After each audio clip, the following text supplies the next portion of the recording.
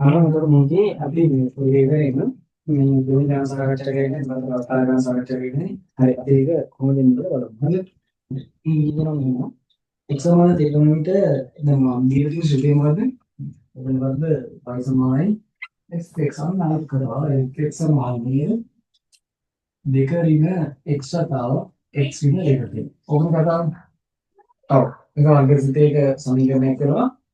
හරි. ඒක මේක අපි හිතා හරි. දැන් මොකද කියන්නේ y සමාන fx කියලා කියනවා. මොකද fx කියන්නේ? fx කියන්නේ y ටම තමයි. දැන් මේකේ y කියන එක අදාළලියොත් fx සමාන දෙක ඍණ x වතාවක් x ඍණ දෙක කියලා කියන්නේ. මේ සිතේ විචල්‍ය පද දෙනවා මේ වරණයට දාලා තියෙනවා. මේක දෙක ඍණ y වතාව y දෙක fy. ආයෙත් කියන්නේ විචල්‍ය පදේ වරණයට විචල්‍ය පද මේක වෙනස් වෙනවා කියන එක ඒක ගන්න. හරිද? ඒක මේක කියන්නේ ශ්‍රිතයක් කියනවා. මේක y කියන්නේ ශ්‍රිතයක් නේද? හරි. ඒක දෙන්න ගත්තා. හරි.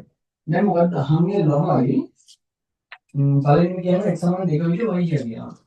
x සමානයි 2 විට y කියන්නේ y සමානයි fx කරන්නේ 2 ඍණ දේවතාව x කියන එක අපි 2යි නේද?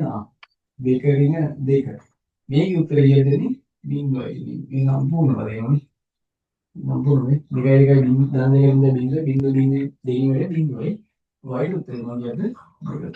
y උත්තරේ දෙකක් කියලා. ඒක හරි.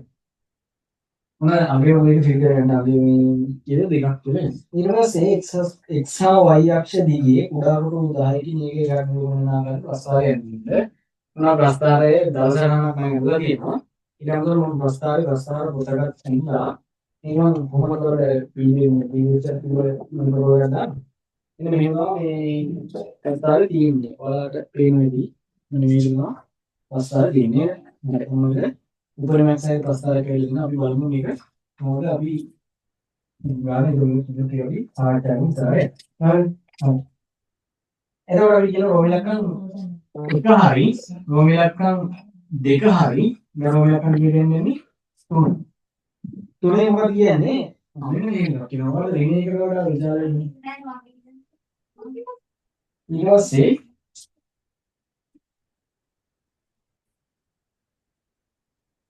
ඊට පස්සේ දැන් මෙන්න මේක පට්ට කරගන්න දෙන්නේ මේ සාකච්ඡා කරලා තියෙන තාක්ෂණික පද මේ දීලා තියෙන fx කියන එක නේද මේ y කියන එක අපි පුරුදු විදිහට මොනේනේ y කියන්නේ මොකද්ද අපි ඇඳලා බලලා අපි අඳපුවා කියන්නේ මේ පරාවලිය ප්‍රස්තාරය හරිද ඊට පස්සේ මෙයා සහ මෙයා කියන්නේ කවුද ශ්‍රිත දෙකක් වෙන වෙනම ශ්‍රිත දෙකක් මේ අපි ඇඳපු එක මු කවුද y සමානයි ඍණ එක කියන ශ්‍රිතය ඒක මු කවුද y සමානයි ධන එක කියන ශ්‍රිතය හරිද y සමානයි ධන එක කියන ශ්‍රිතය y එකේ හැම වෙලේම ධන එකක් නෙමෙයි y සමානයි ධන එක අනිවාර්යයෙන් ඉක්මනින් දෙන්නේ මම මුන්දට y සමාන ධන එක y කියන්නේ හැම වෙලේම ධන එකේ තියෙනවා. ඒක මෙන්න මේ ශිෂ්ටය කියනවා මොකද? y සමානයි ධන එක කියලා කියනවා. y සමාන ඍණ එක ආයතන මොකද මම කරන්නේ? මොනවා මෙයා මොකද? ඍණ එක කියන ශිෂ්ටය මොනවා හරි. ඔක එන්නා හරිද? ඊටසේ එළියට කියනවා මොකද? තව උදේසිය. ලෙස fx අගය අඩු වෙනවා. දැන් ප්‍රස්තාවය කියවන කොට ගන්න මොකද? ශ්‍රිතේ මම දැක්කේ. එතකොට මේක මොකද වෙන්නේ ශ්‍රිතේ ඉන්නේ වැඩි වෙලා උපරිමයකට ඇවිල්ලා එතනින් පස්සේ මොකද වෙන්නේ අඩු වෙලා ගිහිල්ලා. ඔකට කතාව. එතකොට මේ කලාපයේ අතර පිළිගන්න බෑ කියන්නේ. මුට වඩා fx වැඩි වෙනවා මුට වඩා අඩු වෙනවා. මුට වඩා වැඩි වෙනවා කියන්නේ මුට වඩා උඩින් තියෙනවා කියන්නේ. මුට වඩා අඩු වෙනවා කියන්නේ මුට වඩා පල්ලෙහින් තියෙනවා කියන්නේ. තේරුණාද? ඔව්. මුට වඩා වැඩි මුට වඩා උඩින් තියෙන මුට වඩා පල්ලෙහින් තියෙන කොටස කවුද? අපි ඍණයකට වඩා උඩින් ධනයකට වඩා පල්ලෙහින්. ඒක එහෙම කොටස් කීයක් තියෙනවද? දෙකක් තියෙනවානේ. මෙන්න මේ කොටස සහ මෙන්න මේ කොටස. ඔය දෙකනේ. මේ දෙන්න අතර බලාගෙන ඉන්නේ. ඒතර මේ දෙන්නගේ කැලේ දෙකක් නෙමෙයි කියන්නේ මොකද්ද? අඩු වෙන. fx යගේ මේක මොකද්ද? fx යගේ නේ වැඩි වෙන. එහෙනම් මේක මොකද්ද? fx යගේ අඩු වෙන. අඩු වෙන මොකක්ද? x පරාසය. x පරාසය කියන්නේ මෙයා මෙතනින් දැයියදී මීට අදාළ x යගේ කොහොමද විචලනය වෙන්නේ? මෙයා මෙතන ඉඳන් මෙතෙන් වෙන්නේ. මෙයා මෙතන ඉඳන් x යකින් ඉන්න මෙන්න මෙතන ඉන්න. ඔව් මෙයා අන්තිම මෙතෙන් ආපුවම මෙතන x යකින් ඉන්න මෙන්න මෙතන. එතන 3 කියලා හොයන්න පුළුවන්. මෙතන ආයේ s හොයාගන්න බෑ.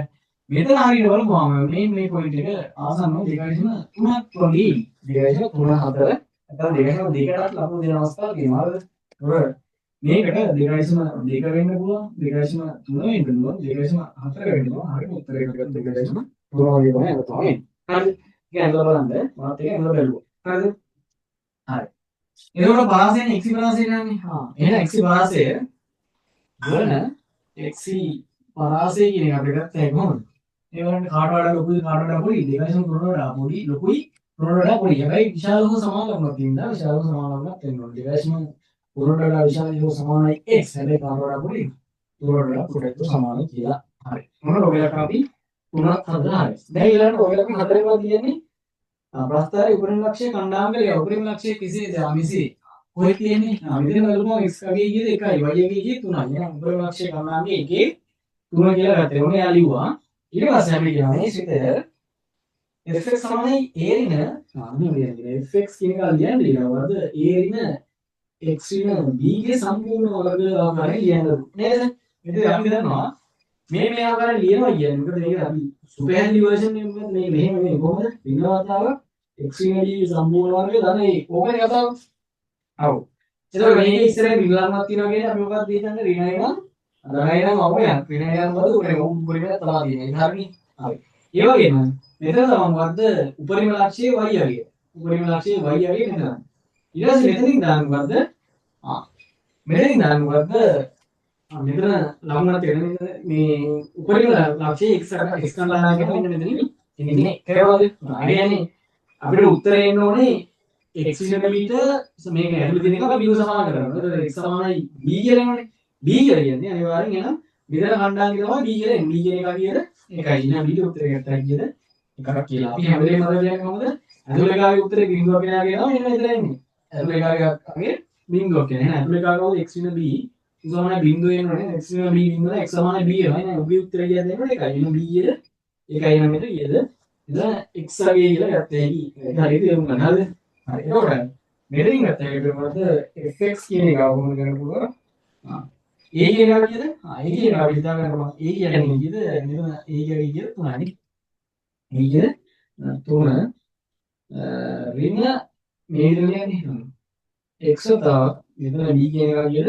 1යි. එයාගේ සම්පූර්ණ වර්ගය කියලා එනවා. ඔන්න ශ්‍රිතය අපි ගත්තා. හරිද? ඔයාලට පේනවද නේද? පේන්නේ නැද්ද? ප්‍රශ්න තියෙනවා. මම පොඩ්ඩක් පල්ලෙහි ලියන fx කියන එක අපි දෙනවා කොහොමද? a වෙනවා කියද 3 ඍණ 3 දෙනවා.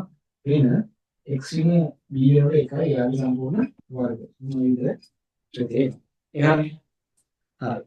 ඊට පස්සේ තමයි අන්තිම වාක්‍ය. හරිද? මේකෙත් සාමාන්‍යයක් හොඳ වාක්‍යයක් තියෙනවා. මම මේ රෝලයක් එකම අරගෙන ඉන්න උටක් ගාලා.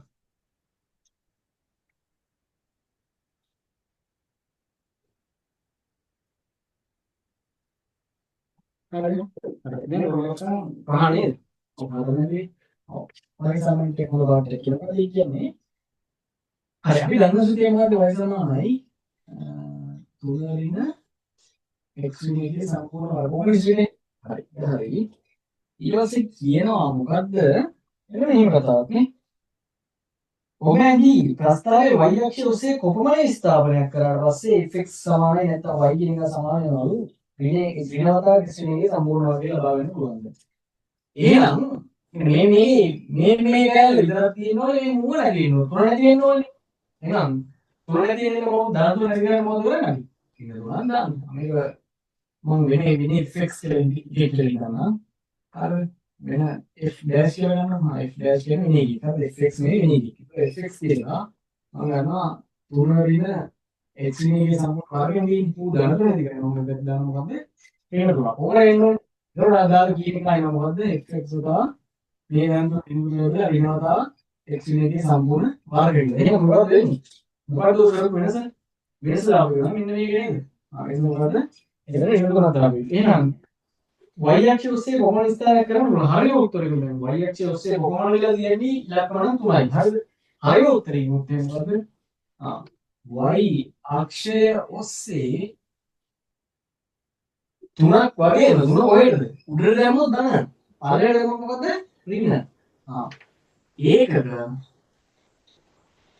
3ක් පහළට විස්ථාපනය නැත්නම් පහළට විස්ථාපනය කළ විට තමයි ඔන්න කියන එක එන්නේ. තේරුණාද?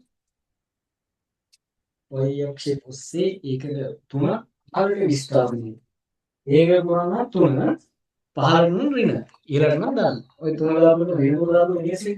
එහෙනම් මොනවද කියනවා අන්න සම්පූර්ණ අපි ප්‍රස්තාර ප්‍රශ්නේ සාකච්ඡා කරලා ඉවරයි. හරි. මොකද තේරුම් ගන්න එක අමාරු දෙයක් නෑ හරිද? හරි.